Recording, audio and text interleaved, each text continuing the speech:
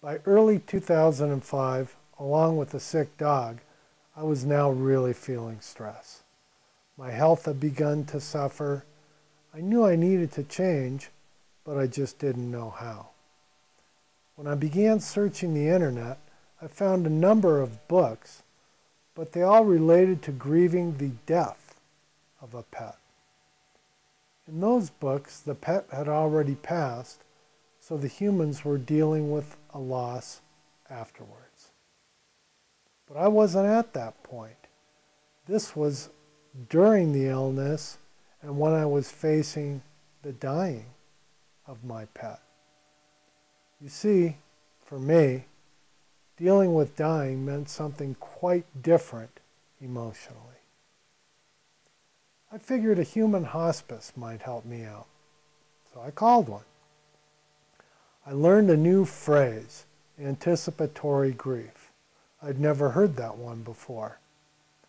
I found out anticipatory grief means the normal grieving or mourning you go through before an impending death or loss.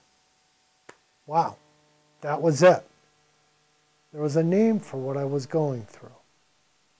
Depression, denial, bargaining, anger. Well, they were all part of anticipatory grief.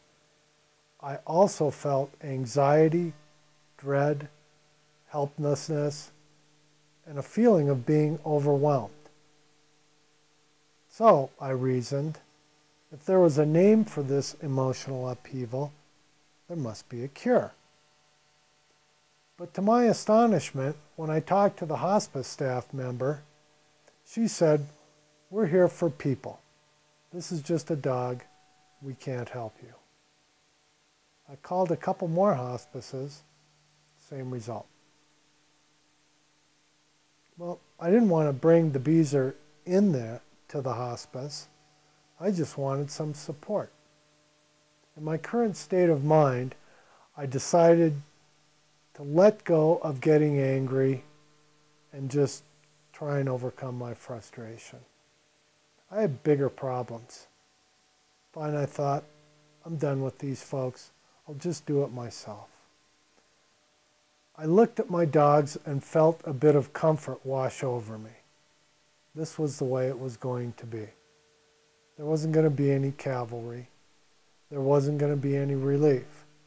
Not even a guide with a map showing the way out of the dark forest.